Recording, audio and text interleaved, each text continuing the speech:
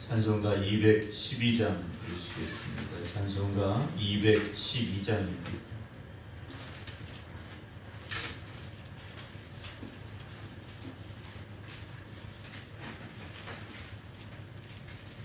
(212장입니다)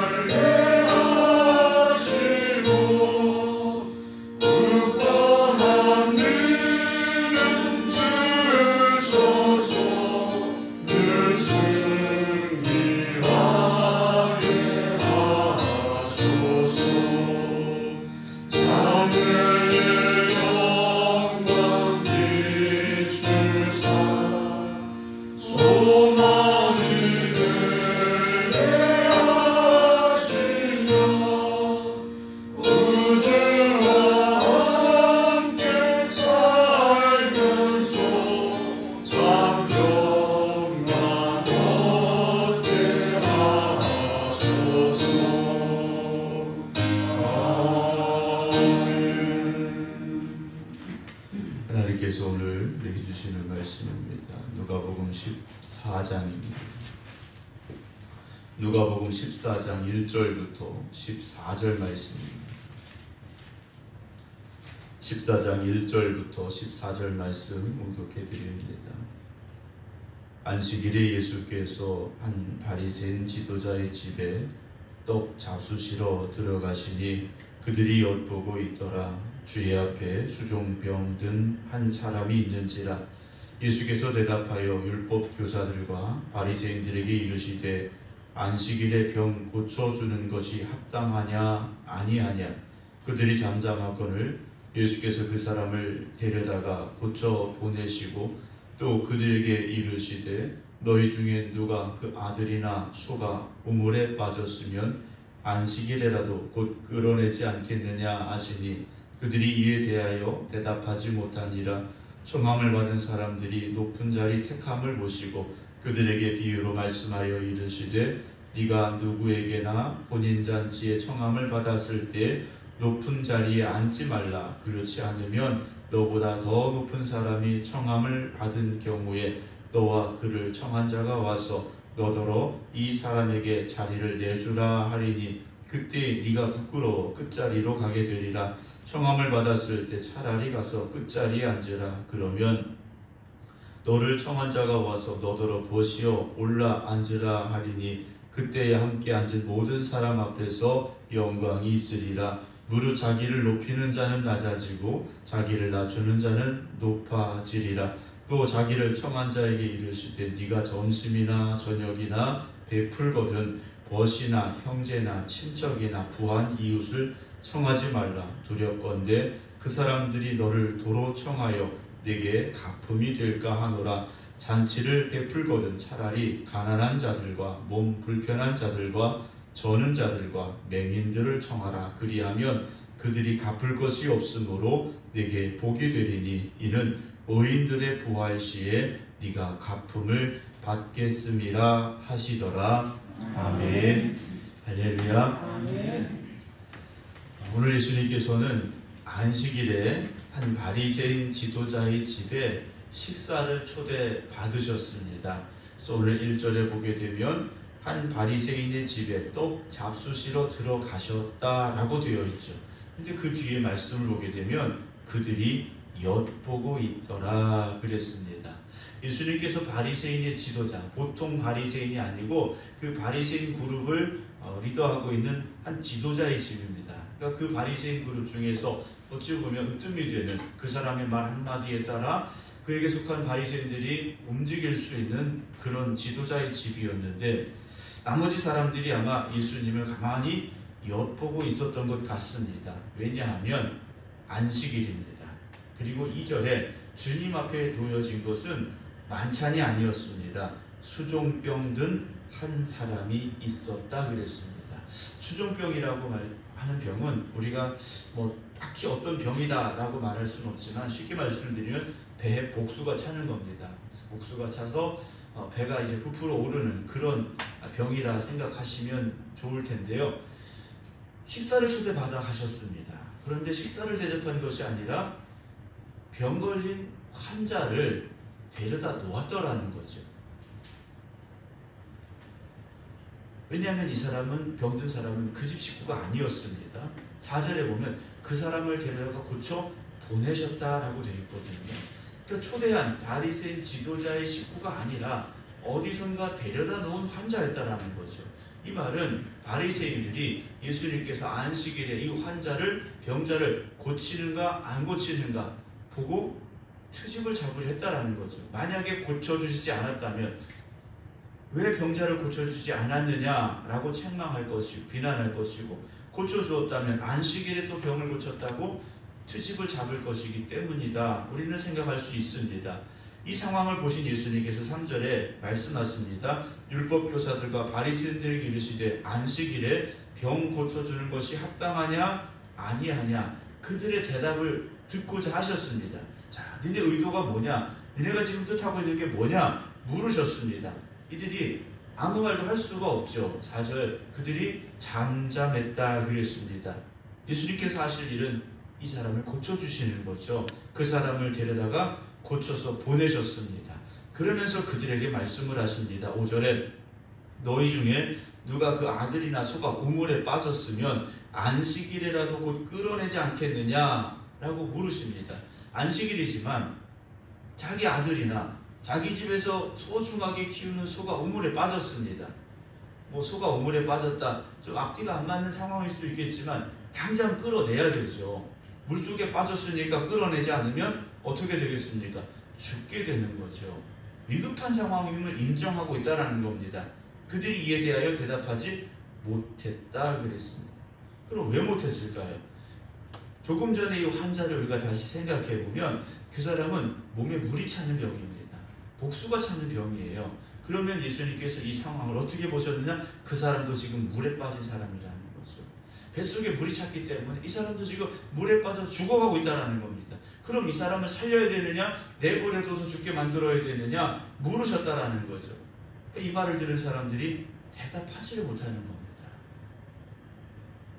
눈에 보여지는 우물에 빠진 아들이나 소는 당장 급하고 뱃속에 물이 차서 죽어가는 이 사람은 급하지 아니하냐? 주님께서 물으셨다라는 거죠. 이들은 예수님에게 트집을 잡으려 했지 어떤 가르침을 구한 것도 아니고, 예수님께서 하나님의 아들 되심을 인정하고 고백하는 그 자리가 아니었더라는 겁니다.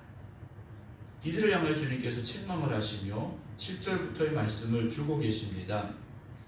청함을 받은 사람들이 높은 자리 택함을 보시고 그랬습니다. 그러니까 예수님만 초대를 받은 것이 아니라 다른 바리새인들, 어떤 지역의 유지들이 그 집에 같이 초대를 받은 것 같습니다. 그런데 들어오는 사람들이 어디를 가서 앉고 싶어 하느냐? 높은 자리 가서 앉고 싶어 합니다. 어떤 모임이나 회의를 가보면 의전이라고 그래서 보통 자리가 정해져 있습니다. 어떤 경우에는 좌석에 아예 이름표가 붙어 있기도 하고, 또 들어가면서 어디 앉으세요 이렇게 안내를 해주기도 합니다. 근데 오늘 상황은 그런 상황이 아니죠.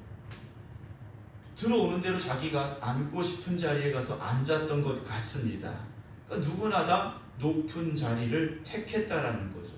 내가 그래도 이 모임에서는, 내가 이 밥 먹는 자리에서는 내가 제일 높은 것 같아, 내가 제일 그래도 나은 것 같아 하면서 서로 높은 자리를 앉았다라는 것이죠. 8절에 주님께서 비유로 말씀하십니다. 네가 누구에게나 혼인잔치에 청함을 받았을 때 높은 자리에 앉지 말라 그러죠.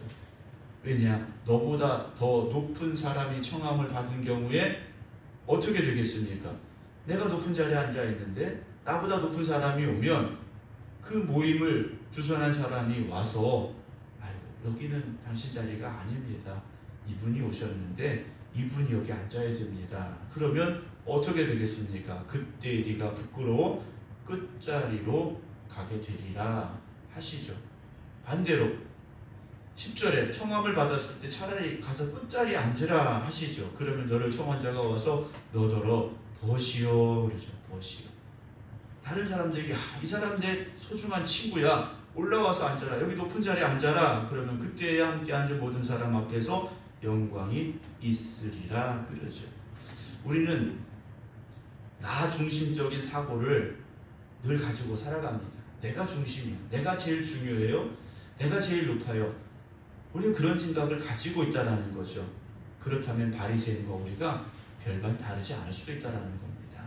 내가 더 낮아지고 내가 더 낮은 자리에 앉으려고 해야 되는데 우리는 더 높은 자리, 좀 인정받는 자리, 대접받는 자리, 그런 자리에 서고 싶어 한다는 거죠. 그래서 주님의 말씀이 무엇입니까? 11절에 무릇 자기를 높이는 자는 낮아지고 자기를 낮추는 자는 높아진다 라고 말씀을 하고 계십니다. 오늘 저나 여러분들이 높은 자리를 찾아가는 사람들이 아니라 더 낮은 자리를 찾아가는 사람들이 되기를 원합니다. 특히나 교회는 더 중요한 그런 자리가 되어야 된다는 거죠. 목사인 저도 마찬가지. 내가 담임 목사니까 내 교회, 우리 교회에서 내가 제일 높아, 이런 생각을 가지면 안 된다는 거죠. 우리 장로님들도 계십니다만 죄송스럽습니다. 장로님들이 내가 장로니까 이렇게 생각하셔서도 안 된다는 거죠. 어찌 보면 가장 연약한 이들에게, 가장 낮은 이들에게 우리가 그들을 높여주고자 하는 우리의 마음이 있어야 된다는 거죠. 주님께서도요, 높은 자리에 앉으려고 오신 게 아니지 않습니까? 주님은 가장 높은 자리에 계셔야 될 분인데 가장 낮은 자리에, 가장 낮은 모습으로 오셨고 가장 천한 모습으로 가장 낮은 자리에서 우리를 대신하여 십자가에 매달리셨다는 사실을 우리가 잊지 말아야 할 것입니다. 사순절 기간입니다. 우리가 어떻게 살아야 될까요? 12절에 한 가지 더 예를 들어서 말씀해 주십니다. 네가 점심이나 저녁이나 베풀거든. 그러니까 식사 대접, 식사 잔치를 하는 겁니다. 그때 벗이나 형제나 친척이나 부한 이웃을 청하지 말라. 두렵건대 그 사람들이 너를 도로 청하여 내게 가품이 될까 하노라 그러세요. 내가 식사를 대접했는데 그 사람이 나를 대접을 똑같이 또는 더 융숭하게 대접을 해준다면 내가 그 사람을 대접한 게 아무것도 아닌 것이 돼버린다라는 거죠. 그럼 주님 어떻게 하라고 말씀하십니까? 13절 잔치를 베풀거든 차라리 가난한 자들과 몸 불편한 자들과 저는 자들과 맹인들을 청하라 하시죠. 그리하면 그들이 갚을 것이 없으므로 네게 복이 되리니 이는 의인들의 부활 시에 네가 갚음을 받겠음이라 말씀해 주고 계십니다. 세상은 사실 내가 베푼 만큼 나에게 돌아옵니다. 대가가 따르죠. 그런데 주님이 말씀하신 것은요, 내가 대가를 바라지 아니하고 베풀고 사랑하고 그렇게 한다면 하나님께서 갚아주시는 것은 훨씬 더 크다라고 말씀하고 계십니다. 우리가 세상 사람들처럼 대접받으려고 또는 어떤 대가를 바라고 또는 나를 높이려고 하는 그런 행동과 삶이 아니라 주님의 십자가를 바라보면서 내가 더 낮아지고 내가 더 겸손해져서 다른 사람들을 높여주고 섬기는 자리에 설 수 있고 다른 사람들에게 우리의 사랑을 베풀 수 있다면 그것이 주님의 뜻에 합당한 사람들의, 주님의 자녀들의 삶이라 오늘 말씀해 주고 계십니다. 사랑하는 성도 여러분, 우리가 스스로 높아지려 하는 것이 아니라 하나님이 우리를 높아주셔야 됩니다. 사람에게 갚음을 받으려고 하기보다는 하나님이 갚아주시는 삶을 살아가시기 바랍니다. 그것이 바로 하나님의 자녀들이 누릴 수 있는 특권이지 않겠습니까? 오늘도 이 하루가 주신 말씀 따라서 정말 우리가 더 낮은 자리에서 섬김의 모습을 가지고 살아갈 수 있기를 원합니다. 우리 모든 성도들이 그래서 하나님께서 보시기에 기뻐하시고 하나님께서 갚아주시는 복 있는 삶이 되시기를 주님의 이름으로 축원합니다. 오늘 수요일부터 7시 30분으로 변경이 되었습니다. 착오 없으시기 바랍니다. 기도하겠습니다.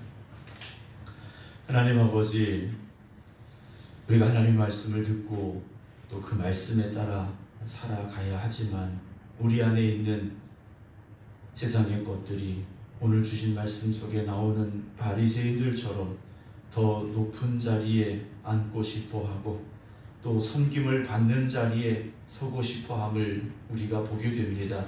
우리가 주님 말씀 들음으로 깨닫게 하여 주시어서 더 낮은 자리에서 또 섬김의 자리에 설 수 있는 저희들이 되게 하여 주시옵소서. 그래서 우리 교회 모든 성도들이 서로를 높여주고 서로를 섬길 수 있는 아름다운 교회 되길 원합니다. 세상에 나아가서도 우리가 먼저 낮아지게 하여 주시옵소서. 그래서 주님의 사랑을 우리를 통하여서 그들에게 보여주게 하시고 그 사랑이 전해지고 증거되어짐으로 말미암아 죽어가는 영혼들이 구원받게 하시고 다친 마음들이 열려지는 역사가 있게 하여 주시옵소서.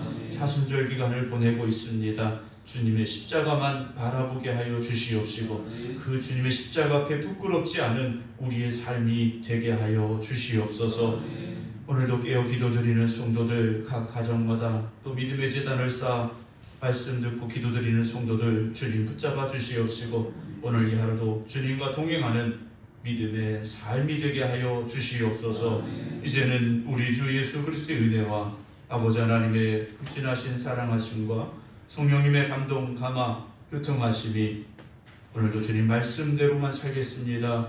기도드리는 모든 성도들 위해 이제부터 영원토록 함께 하시기를 간절히 축원하옵나이다. 아멘.